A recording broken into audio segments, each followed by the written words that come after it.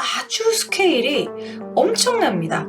그래서 막 남자들이 막 줄을 섰다고 하는데요. 어느 정도의 스케일이냐면 그냥 왕족도 아니고 왕자들, 그러니까 이제 그 세종의 아들들과 어울렸다고 합니다. 그러니까 아주 스케일이 넘사벽이었다는 거죠. 또 빨리 죽게 돼요.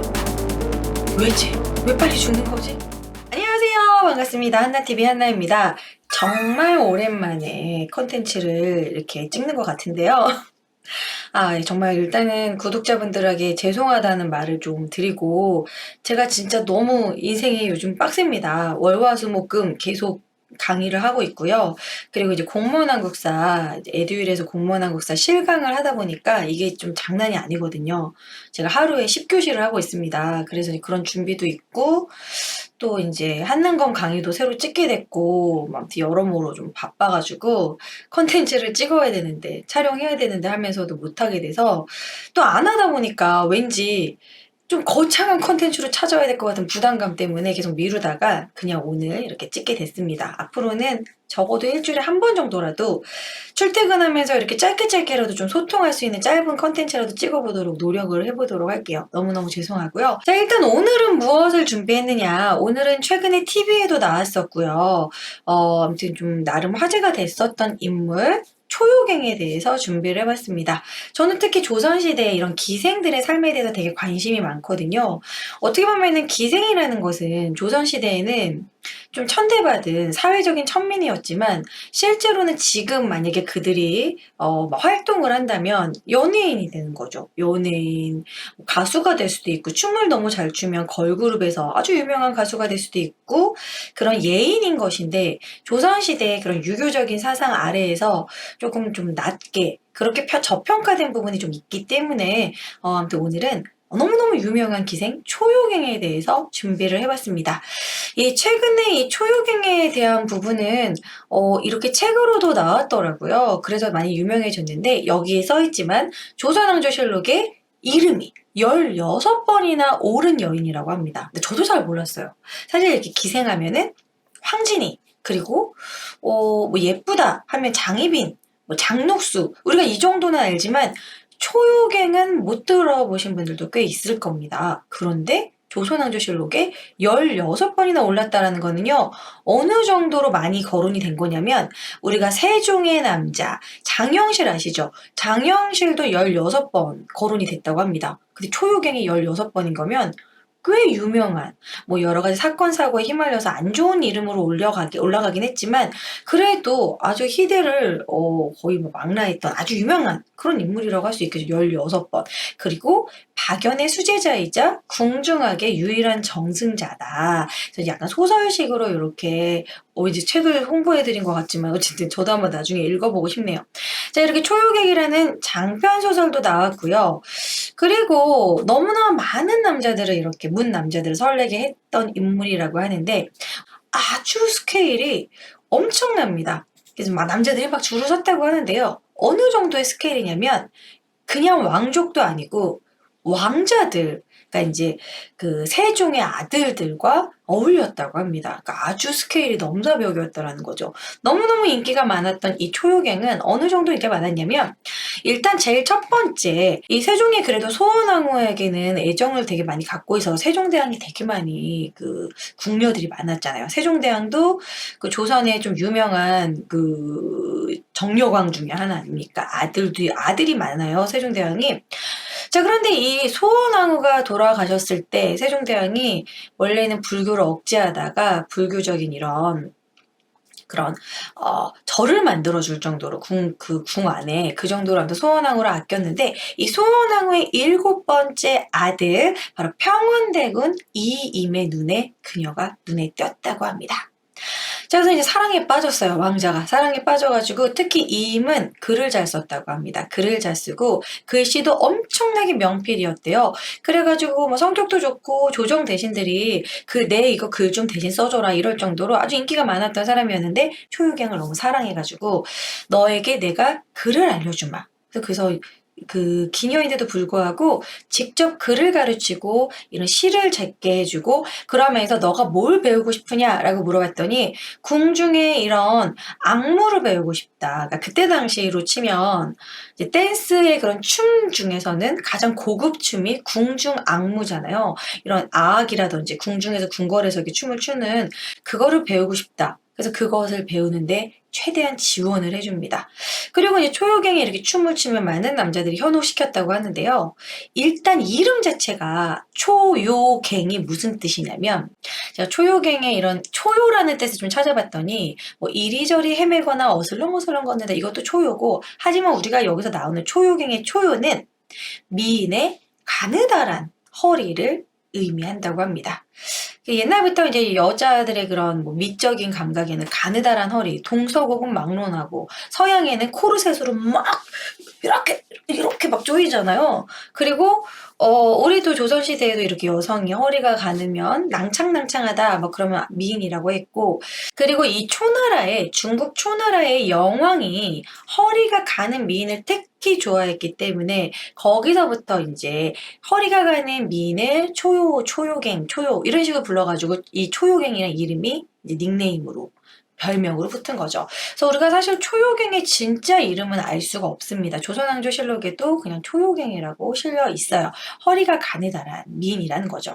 얼마나 허리가 가느다랬길래 뭐 옛날에도 우리 옛날 배우들 비비안 리 허리 되게 뭐 가느다란 18인치, 뭐 16인치 이런 그런 뭐 미인이었나 보죠.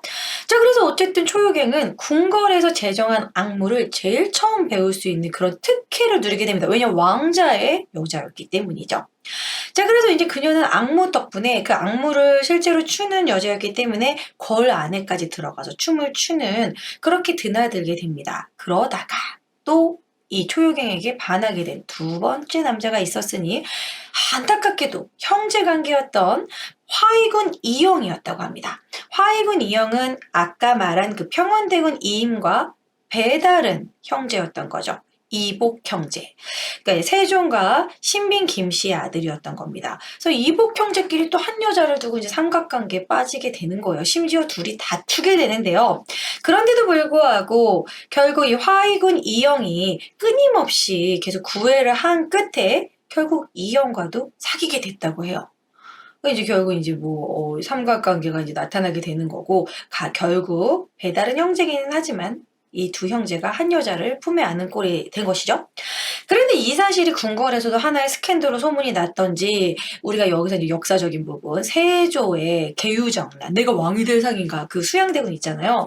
이 수양대군 이 세조가 금영대군의 집에서 사람들이 자꾸 모이고 경연을 하고 뭐 이런 부분에 대해서 역모의 자로 의심을 했는데 그것이 아니다. 단종이 조카 단종이 그런 역모는 아니었다라고 마무리하려고 했는데 이제 세조가 화가 나니까 근데 그 경연 자리에 있었던 그 이영하고 초요갱이 원래 이임의 여잔데 간통을 했다고 하는데 그거 아니냐고 몰아붙여가지고 결국 이 역모라는 것은 그런 식으로 역모까지 가면은 너무 많은 사람들이 피바람이 부니까 단종이 그것까지 막지 못했고 너무 어렸잖아요. 그래서 결국에는 이러한 간통을 저질렀다. 그래서 결국 이영은 유배를 가게 됩니다. 그리고 이제 초요갱은 곤장 80대를 맞았다고 해요. 와, 80대 진짜 다 때렸을까요? 그럼 진짜 많이 맞은 건데 이게 이제 장이 50대를 넘게 되면 목숨이 위태로울 수도 있다고 합니다. 아마 그렇지만 그녀가 너무나 아름다웠기 때문에 살살 때리지 않았을까요? 자, 어쨌든 그래서 죽지는 않았어요. 그래서 중형을 받게 되고 결국에는 이제 이임만 남았어요. 그럼 이임하고만 러브러브 잘 살면 되잖아요? 그런데 안타깝게 이임이 19살의 나이로 요절하게 됩니다. 그럼 이임은 초요갱은 몇 살에 만난 거야? 17, 18 정도에 만났나 봐요. 어린 나이에. 자, 그래서 어쨌든 이임이 요절을 하고 나서 이제 초요갱은 이제 옆에 주변에 남자가 없잖아요. 아, 주변에 다 떠났네? 지금이다. 지금 꼬셔야겠다.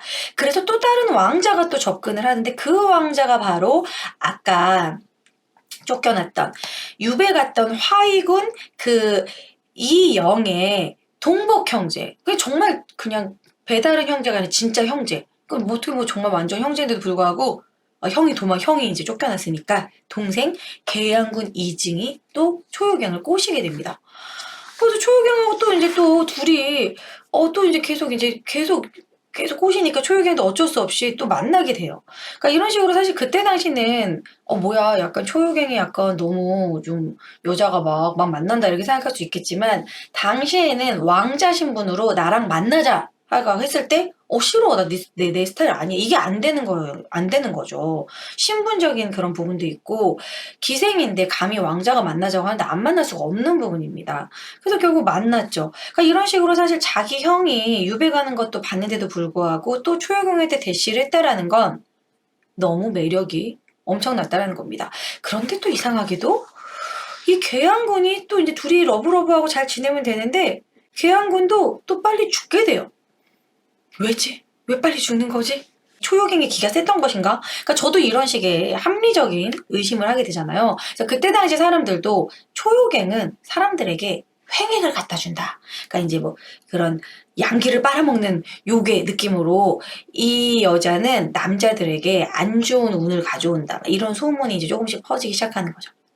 그래가지고 이제 사실 두 차례 요절이 있으니까 초요갱도 이제 왕자하고는 얽히지 말자 이러면서 떠나게 되는 거죠. 그래서 떠났는데 2년 뒤에 또 그녀가 또 어떤 간통 사건에 휘말리게 되냐면 이 세종 말년에 좌의정을 지낸 영의정, 우의정, 좌의정, 의정부의 그 삼정승으로 높은 관직이죠. 그 거의 이제 정일품 관직입니다.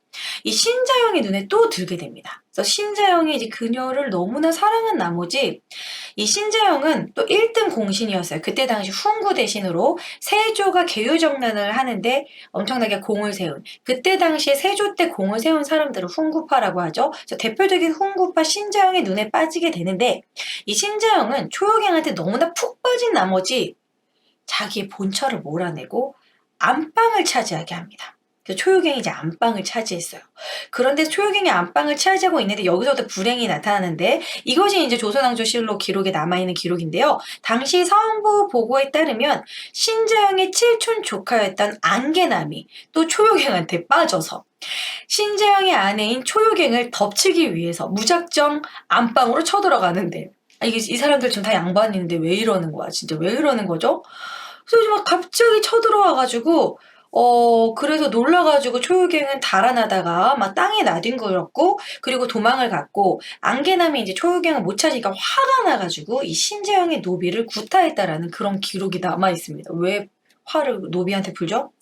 그리고 또 이제 이런 소문이 막 일파만파 퍼지니까 초요갱이 안방을 요사스럽게 쫓아내가지고 본처를 쫓아냈다는 둥 그런 식으로 또 여종들이 초요갱의 뒷담화를 깠는데 이 뒷담화를 깔 때 이것을 또 신재영한테 발각돼서 여종들이 맞아서 죽었다고 합니다. 막 이런 식으로 막 너무 여러 가지 빅 사건을 일으키는 거예요. 자, 그래가지고 이것이 이제 세조의 귀에 들어가가지고 세조가 사실 신재영이 되게 자기가 왕이 되는데 큰 공을 세운 사람이기 때문에 이 사람을 유배를 보내지는 못하고 형벌을 보내지는 못하고 그냥 그 1등 공신이라는 그런 임명장이 있거든요. 그때로 치면 치부책 같은 거 그것만 빼앗았다고 합니다. 너의 명예를 박탈하겠다 이런 식으로. 자, 그러죠. 초요갱이 이제 이제 안 되겠다. 이제는 뭐 이렇게 왕실 뭐 이런 사람들과 엮이지 말아야지. 그래서 이제 결국에는 이제 기방으로 들어가게 되는데요. 당시에 가장 예쁜 기생들이 모여 있는 곳이 평양이었습니다. 그래서 우리가 평양감사도 본인이 싫으면 그만 이런 말이 나오게 된 것도 모두가 평양으로 가고 싶어하는 그곳. 그게 바로 평양감사였는데요. 역시나 이제 초요갱도 이제 평양기생이 됐는데 또 역시나 평안도 감사랑 간통했다. 이래가지고 또 지목이 됐고 그때 또 벌을 받은 이후로는 그대로는 이제 초요갱의 그 이후에 행적은 별로 나와 있지 않다고 합니다. 그러면서 약간 이제 막 남자들에게 재앙을 가져오는 요부 이런 식으로 많이 욕을 먹었다고 하는데 저는 이 부분에서 약간 말레나란 영화가 생각이 나더라고요. 여러분 이 영화 보셨나요? 안 보신 분들 완전 강추입니다. 저는 이거 되게 재밌게 봤는데 막 이런 스토리, 그러니까 우리의 그런 마녀 사냥 같은 스토리도 알 수 있고, 제가 워낙 이 여자, 너무 예쁘잖아요. 그래서 너무 좋아하는 여배우가 나오는 영화기도 하고, 여기서도 말레나가 이제 전쟁 중에 남편을 잃게 되고 많은 남자들이 이 여자한테 대쉬를 합니다. 그러고 나서 그 남자들이 결국에는 그렇게 이 여자 좋다고 쫓아다니더니 싹 뒤돌고 나중에는 그 남자들의 부인들한테 엄청난 응징을 당해요. 좀 그런 부분에서 좀 여성의 약간 희생? 먹고 살기 위해서 그런 부분인데 이게 희생을 당한 그런 부분이 약간 초유경과 비슷하다. 좀 겹친다라는 생각이 들었거든요. 자, 어쨌든 얘 초유경은 이런 식으로 조선왕조 실록에 남아있지만 그녀의 인생이 너무나 파란만장하다. 사실 그녀가 아까 그 왕자들을 사실 죽인 건 아니잖아요. 왜 하필 왕자들이 요절을 해가지고. 그래서 어쨌든 이렇게 되게 요부로 이렇게 소문이 났지만, 하지만 되게 예인으로서 엄청나게 춤도 잘 췄고 음악에 능했다고 합니다. 그렇기 때문에 궁중악사 박연의 눈에 들어서 박연의 수제자였다라는 거예요. 그래서 정말 그냥 예술만 했으면 좋았을 텐데 얼굴이 너무 예쁜 나머지 남자들이 너무나 꼬여서 이런 식의 스캔들을 계속 낼 수밖에 없었다. 그러니까 우리가 사실 좀 남자를 홀린 그런 기녀 그런 여자, 요부 이렇게만 볼 것이 아니라 이렇게 박연의 수제자로서 유일한 궁중악 수제자, 유일한. 그래서 여기 이렇게 기록이 남아있다고 합니다. 조선왕조 실록에 따르면 세종 초에 박연이 새로 제정한 노래와 춤을 초요갱 홀로 전수받았다. 그러니까 이제 초요경만 그걸 알고 있는 거죠. 그러니까 그 정도로 박연의 아주 정말 아끼는 제자였다라는 거. 그런 부분도 우리가 좀 기억을 해줘야 되지 않을까. 자, 이런 생각이 들고 우리가 사실 맨날 황진이만 기억을 하는데 이런 초요경이라는 좀 이렇게 힘들게 시대를 살다간 세종 때 여인도 있었다라는 거. 그럼 뭐 예쁜 게 문제죠. 파무파탈이었던 거죠. 파무파탈. 그래서 만약에 저는 이런 생각을 해요. 초요경이 지금 태어났다면 그러면 엄청난 여배우가 됐을 것이고 가수가 됐을 거고 초요갱 언니 하고 싶은 거 다 해. 막 이랬을 텐데 안타깝게도 조선시대에 태어났기 때문에 꿈을 이루지 못했고 당시에는 여자가 막 수절을 하고 연령을 세워주고 여자가 뭔가 이게 크게 되는 것을 좀 막는 그러한 시대였기 때문에 그녀의 꿈을 완전히 펼치지 못하지 않았을까 좀 안타까운 마음이 들면서 어쨌든 엄청나게 예술적 재능이 높았던 예인으로서의 초요갱 그렇지만 또 너무나 허리가 가늘고 아름다웠기 때문에 많은 왕자들을 마음을 설레게 했던 초요갱에 대해서 여러분들이 좀 기억해 주시면 좋겠다. 역사적인 인물이죠. 조선왕조실록에 16번이나 나왔기 때문에 그래서 우리가 사실 초요갱은 황진이 어우동보다 더 뛰어난 기회를 가지고 있었다고 합니다. 우리가 흔히 어우동 황진이만 기억하고 있지만 초요갱도 한번 기억해 주셨으면 좋겠네요.